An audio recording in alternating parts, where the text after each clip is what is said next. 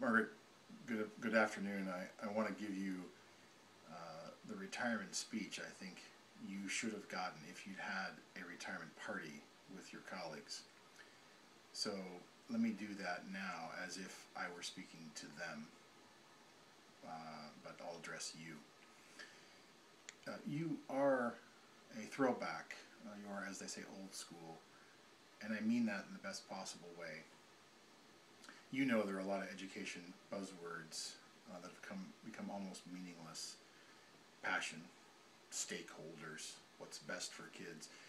But in that very traditional, old-fashioned way, you are passionate.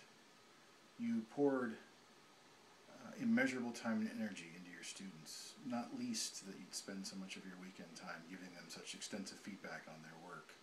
Few do that anymore, but I know you did. You're passionate about what's best for kids.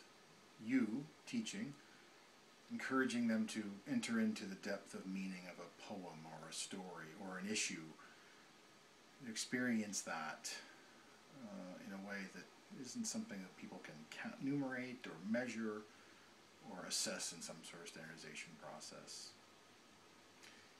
You're passionate about what's best for kids because you are truly a stakeholder in their lives and their community in which you share with them. You thoroughly believe in engaging and liberating the mind to do interesting and useful and creative things so that they might live fuller, richer, as we'd say, better lives for themselves, for their families, for their community, and so for everybody. I don't know what stakeholding would be if not that.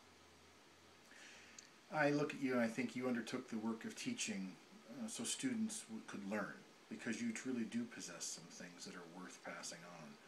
Wisdom, compassion, and a deep and abiding sense of the emotional complexity of living a life. Again, things I don't think people enumerate and try to measure anymore because they just don't value them the way they ought. And yet you did, and continue to try to work that, to try to pass that on to your students.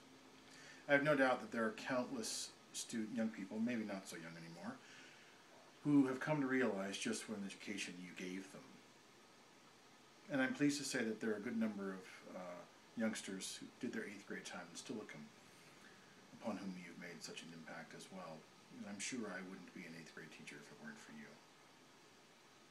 So thank you, and they would thank you if they could. You're probably a dying breed, unfortunately. Education will be a poorer thing, and school's a bleaker place when the last of your type of teacher is gone. But you fought the fight as well as you could, and it isn't your problem that a lot of people see things differently from how you and I do, and I think badly or wrongly. I suspect if they have any insight or wisdom at all, they'll come to regret what they've wrought while you're enjoying your retirement. Enjoy yourself. You deserve it. I love you.